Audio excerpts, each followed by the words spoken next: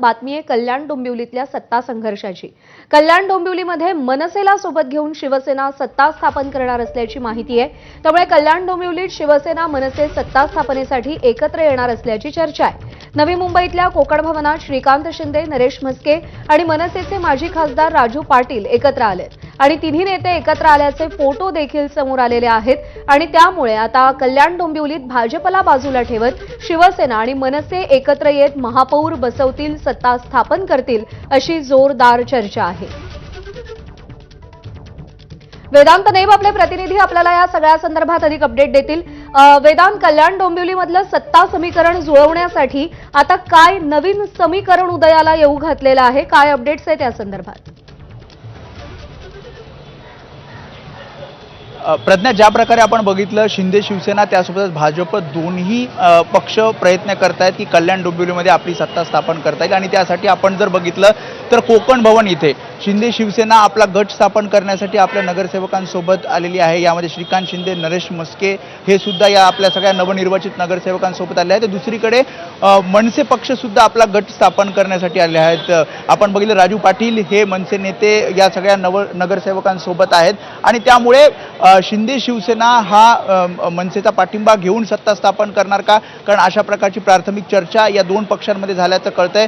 तर दुसरीकडे आम्ही भाजपसोबत सुद्धा सकारात्मक आहोत, आम्ही सत्ता कारण युतीमध्ये निवडणुका लढलेल्या आहेत, त्यामुळे भाजपसोबतच आम्ही कल्याण डोंबिवलीमध्ये सत्ता स्थापन करू आणि मनसेचा पाठिंबा घेऊ, अशा प्रकारे सुद्धा काही नेत्यांचं किंवा सूत्रांची आपल्याला माहिती मिळते आणि त्यामुळेच नेमकी समीकरण काय असणार, कारण जर मनसेचा पाठिंबा शिंदे शिवसेनेने घेतला तर कल्याण डोंबिवलीमध्ये एक हाती सत्ता शिंदे शिवसेनेची येऊ शकते, कारण 53 नगरसेवक हे शिंदे शिवसेनेचे निवडून आलेले आहेत।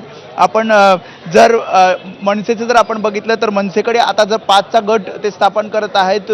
ठाकरेंच्या शिवसेनेचे 2 नगरसेवक खरंच ते मशाल चिन्हावर निवडून आलेले आहेत, मात्र ते मनसेसोबत जाऊ शकतात असं सुद्धा शक्यता वर्तवली जाते आणि त्यामुळे या सगळ्या घडामोडी पाहता मनसे आणि शिंदे शिवसेना हे एकत्र समीकरण आपल्याला कल्याण डोंबिवलीमध्ये पाहायला मिळू शकतं का? बरोबर, इंटरेस्टिंग मोडवरती आहे कल्याण डोंबिवली मधलं सध्याचं सत्ता समीकरण। वेदांत, तुला विनंती, सोबत राहा, आणखी अपडेट जाणून घ्यायचे। दरम्यान कल्याण डोंबिवलीमध्ये आता सत्तेचं नवीन समीकरण कसं आपण पाहतोय। शिवसेनेच्या 53 जागा निवडून आल्यात, मनसेच्या 5 जागा निवडून आलेल्या आहेत, तर ठाकरेंच्या शिवसेनेतले 4 नगरसेवक फुटलेले आहेत। भाजपच्या 50 जागा निवडून आल्यात, काँग्रेसच्या 2 जागा, ठाकरेंच्या शिवसेनेकडे सध्या 7 नगरसेवक आहेत, तर राष्ट्रवादी शरदचंद्र पवार पक्षाचा 1 नगरसेवक निवडून आलेला आहे।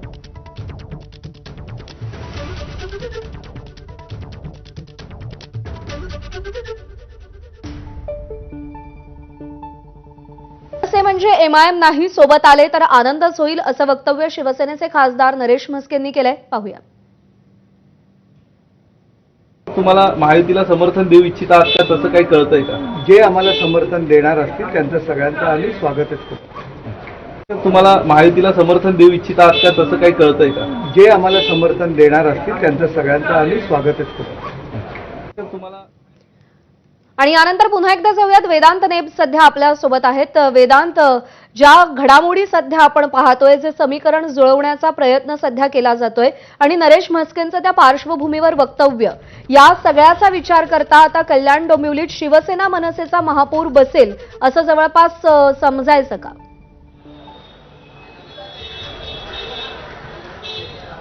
ज्या प्रकारे आपण बघितलं तर आपण या सगळ्यामध्ये 11 नगरसेवक हे ठाकरेंच्या शिवसेनेचे निवडून आले होते, त्यातले 2 नगरसेवक हे नॉट रिचेबल आहेत, असं कळतं की ते शिंदे शिवसेनेसोबत आहेत, तर 2 नगरसेवक हे खरं तर मनसेचे मूळ नगरसेवक होते, मात्र मशाल चिन्हावर निवडणूक लढले आणि जिंकले आणि त्यामुळे ते नगरसेवक सुद्धा या ठिकाणी आपण बघितलं तर अनुपस्थित असल्याचं आपल्याला पाहायला मिळते आणि त्यामुळे हे 4 नगरसेवक आणि वेदांत, थोडंसं थांबवते, या घडीची सगळ्यात मोठी बातमी कल्याण डोंबिवली